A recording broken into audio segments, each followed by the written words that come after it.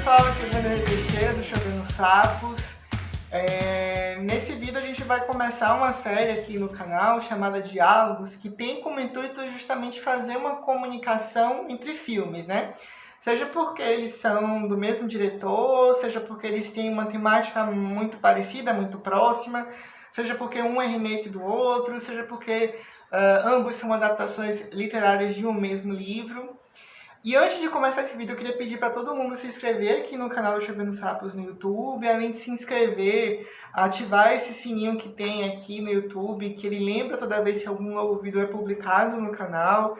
Também dar likes, fazer comentários e principalmente compartilhar esse vídeo, porque é muito importante para a continuidade dessa produção que esse tipo de ação seja feita. Então eu peço a ajuda de todo mundo que está assistindo.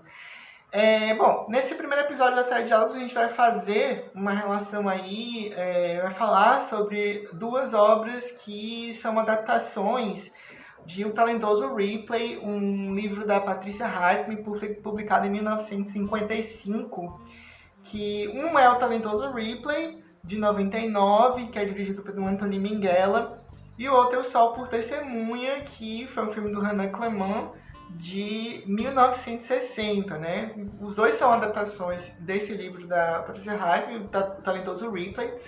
E o Talentoso Ripley traz como protagonista o Tom Ripley, que é possivelmente o personagem mais emblemático aí da carreira da Patricia Highsmith. Antes de começar a fazer a análise, também eu queria deixar muito claro que isso aqui não vai ser uma análise da adaptação dessa obra, né? Vai ser uma análise desses filmes, especificamente da relação entre esses filmes, né, que os dois trazem praticamente a mesma história, né, que é a história do Tom Ripley, né, que é esse rapaz que se apresenta por um ricaço, o Greenleaf, né, e se apresenta para ele como um amigo, um conhecido do filho dele, que é um rapaz com quem ele tem muitos problemas, ele, apesar de viver do dinheiro do pai, ele vive viajando pela Europa, gastando esse dinheiro, não dá muita satisfação para o pai. E o pai dele chama o Tom, justamente sabendo dessa possível proximidade que o Tom tem do filho dele, chama o Tom e contrata o Tom para que ele vá ao encontro do rapaz e convença ele a retornar para casa, retornar para o convívio familiar, né? Até mesmo assumir a partir dali os negócios da família. Eu separei aqui o filme por algumas temáticas, os dois filmes por algumas temáticas que eu acho interessante destacar, né? A primeira questão é o contexto dessas duas produções, né? Que são contextos bastante distintos, né?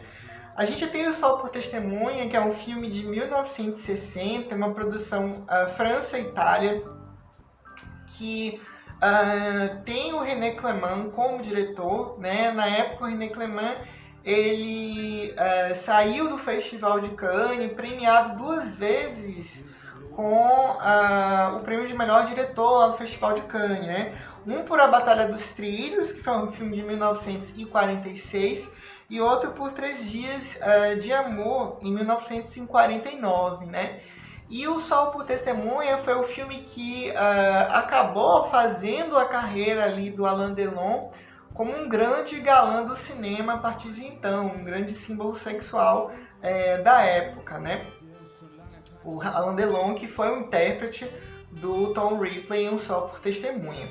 Já quando a gente vai para o Talentoso Ripley, que é de 1999, é uma produção americana, né? Uma coprodução da Miramax com a Paramount, deixando bem claro que foi uma produção do auge ali da Miramax. A Miramax estava no seu melhor momento ali em 1999, tinha acabado de ganhar o seu segundo Oscar de melhor filme, por Shakespeare Apaixonado, né? Um Oscar que, diga-se de passagem, foi conquistado por uma campanha caríssima que a Miramax empreendeu em torno dessa obra, né?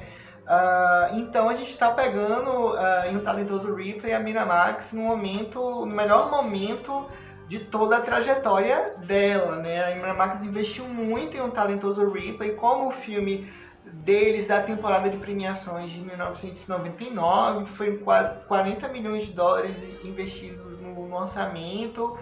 A gente percebe isso, esse poder de fogo da Miramax em toda a produção, que é uma produção riquíssima, que investe muito em departamentos como figurino, como direção de arte, investe na ida dessa equipe em locações da Itália, né? O filme tem locações em Nápoles, Roma, Veneza, passa por todos esses lugares, né? E toda a equipe do talentoso Ripley é interessante observar como, por exemplo, a gente tem na cadeira da direção Anthony Minghella, né? Que ganhou o prêmio de melhor diretor, né, por O Paciente Inglês, lá em 1996, uma produção da Miramax, que inclusive também ganhou o prêmio de o Oscar de melhor filme.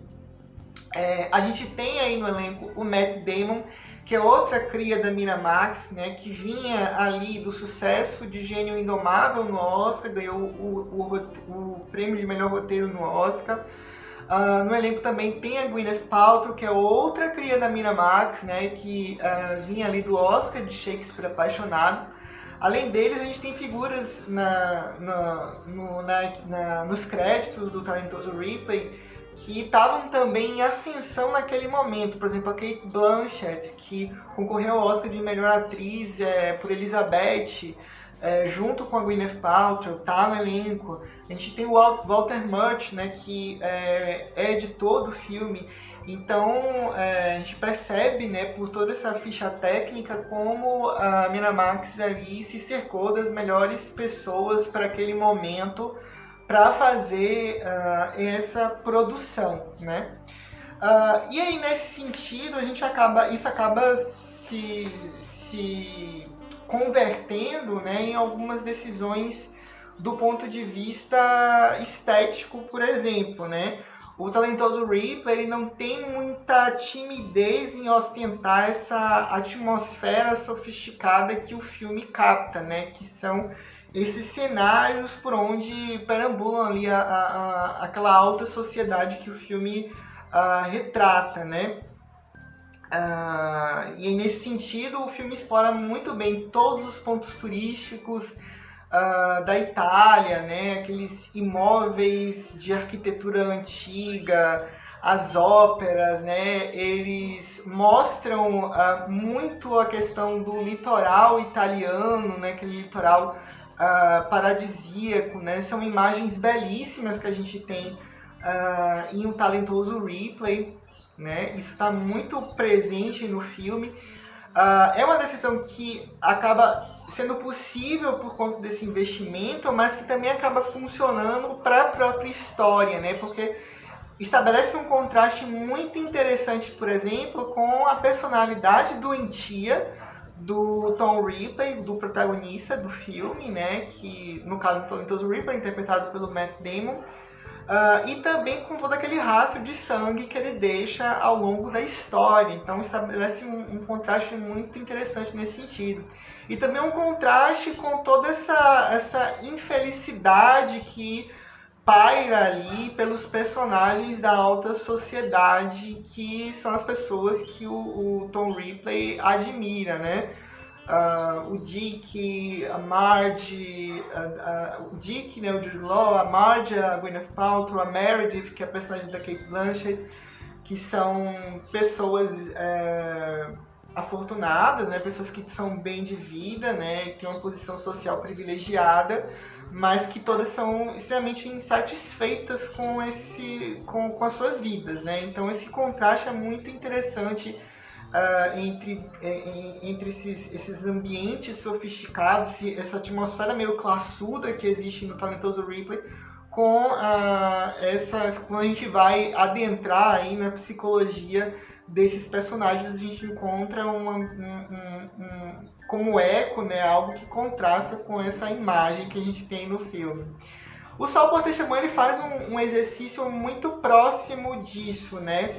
Ele vai contrastar esse caráter doentio da personalidade do Tom Ripley e toda essa coisa soturna que ele deixa com os crimes dele, com a fotografia que é toda banhada pela luz do sol, assim, o sol por testemunha.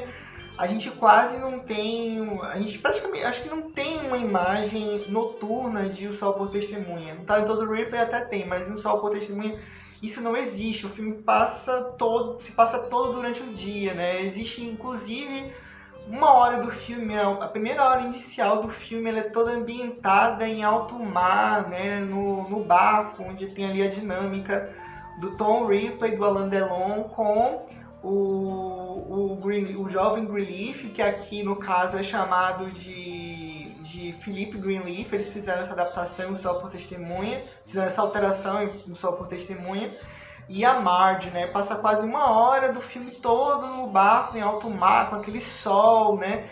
Então essa fotografia solar do filme, por sua vez, vai estabelecer esse contraste semelhante aí que tem no Talentoso Ripley, com toda essa trama ali obscura que permeia ali a trajetória do Tom Ripley.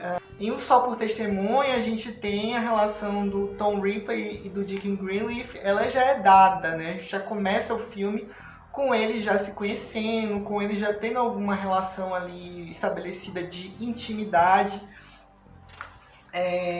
Mas o que é interessante em O Sol por Testemunha é a gente perceber como o filme constrói o Tom Ripley como uma figura pragmática, como uma figura fria. O Tom Ripley de O Sol por Testemunha, ele não estabelece laços, vínculos afetivos com nenhum dos personagens, né?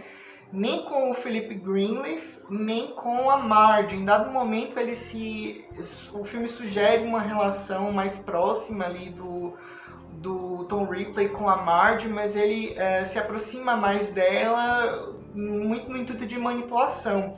Então é um personagem extremamente frio, calculista, ele é um psicopata, né? A maneira como o René Clément, por exemplo, filma as situações em que, por exemplo, ele está num quarto e arruma o quarto para não deixar nenhum vestígio para a polícia que possibilite a polícia associar ele à autoria do crime ou faça com que a polícia suspeite dele em algum nível, né?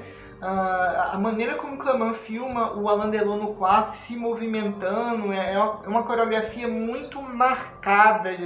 A sensação que o Tom Ripley, em nenhum momento ele está nervoso, em nenhum momento ele é pego desprevenido, ele sabe muito bem o que ele está fazendo, ele é muito certeiro nas ações dele, né? Então nesse sentido a gente tem um Sol por Testemunha, um personagem mais frio, né? Um personagem que age calculadamente, que age por ambição, né? Que age por cobiça mesmo, aquele status, aquele dinheiro, que tem essa predisposição, vamos dizer assim, à violência, ao que é escuso, né? Já quando a gente vai para o Talentoso Ripley, a gente tem uma construção que, ao meu ver, é muito diferente do Sol por Testemunha, né? O Tom Ripley, do Talentoso Ripley, é uma figura que ele estabelece, ou pelo menos ele deseja estabelecer vínculos afetivos, né? O primeiro ponto que a gente percebe nesse filme, por exemplo, é a relação... o Tom Ripley ele não cobiça apenas o estilo de vida e o dinheiro do Dick Greenleaf, que é o personagem do Jude Law. Ele se interessa pelo personagem do Jude Law como homem, né? Ele tem um interesse sexual, tem uma tensão sexual entre eles, né? Em dado momento, a gente até percebe que o Dick, ele corresponde a esse interesse do Tom, mas ele recua, talvez por uma homofobia internalizada, né?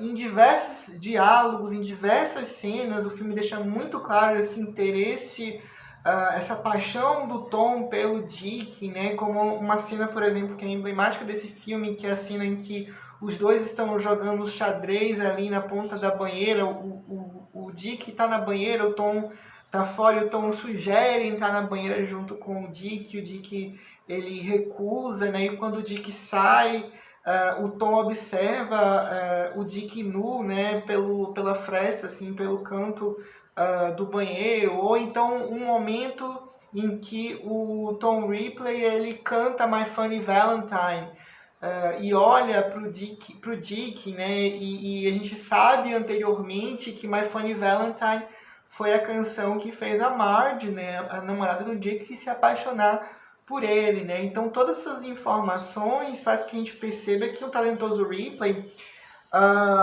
essa construção, a construção desse protagonista não opta pelo caminho da simples psicopatia, né? Existe ali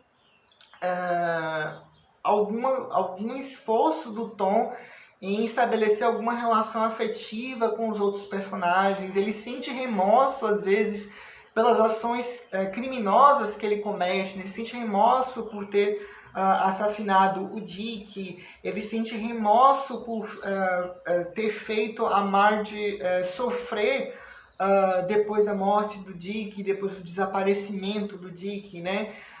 Posteriormente, ele sente remorso por ter que colocar um fim na relação que ele estabelece ali com outro personagem que surge na história, que é um amigo da Marge, com quem ele acaba estabelecendo uma relação aí mais próxima e mais aberta, né? Que é o Peter, né? Ele sente remorso por ter que colocar um fim abrupto, né? E drástico nessa relação, né? Então é um personagem que, inclusive o assassinato do Dick, como ele é mostrado no Talentoso Ripley, fica muito claro que o Tom Ripley ele age por uma frustração, né? Por uma frustração daquela possibilidade, né? Daquela relação com o Dick não se concretizar, né? A violência vem muito dessa ambiência, né? Da frustração amorosa, dessa esfera da frustração amorosa, né? Claro que não se justifica, né? Mas como estudo de personagem, a cabeça do Tom Ripley, o talento do Ripley, funciona muito nesse sentido, né? Se vocês me perguntarem entre o Sol por Testemunha e o talentoso Ripley, qual eu prefiro, eu acho que até pelo caminho aqui da discussão no vídeo, fica bem claro. Eu acho o talentoso Ripley um filme muito complexo, muito mais complexo e muito mais profundo na maneira como ele mergulha na psique dessa personagem. E o Tom Ripley desse filme, para mim, é mais interessante do que ali o Tom Ripley do Alain Delon e O Sol por Testemunha. Apesar de eu achar que os dois filmes são muito bons e são filmes que têm propostas muito diferentes, são muito bons, mas se me perguntarem o que eu prefiro o Talentoso Ripley. Acho, inclusive, que é a melhor interpretação da carreira do Matt Damon, é o melhor momento da carreira do Matt Damon, é o melhor momento da carreira do Anthony Minghella, que costuma ser um diretor muito pomposo e um diretor que às vezes se perde um pouco ali, sobretudo quando ele faz épicos, né, como Paciente Inglês ou o Cold Mountain, ele às vezes se perde um pouco.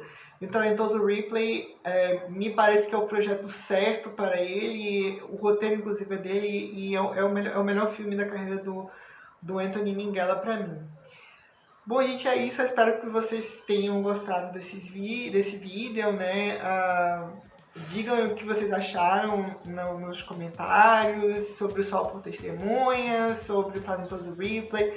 Teve alguma coisa que acabou passando batida, alguma coisa que vocês querem comentar ou debater, né, a respeito dessas duas obras? Prefere mais uma do que a outra? Prefere o Sol por Testemunha do que o Talentoso Ripley? Comentem aqui, deem like nesse vídeo e compartilhem o vídeo e se inscreva aqui no canal da gente, porque vem outros vídeos por aí. Eu espero que vocês tenham gostado desse e até a próxima. Tchau!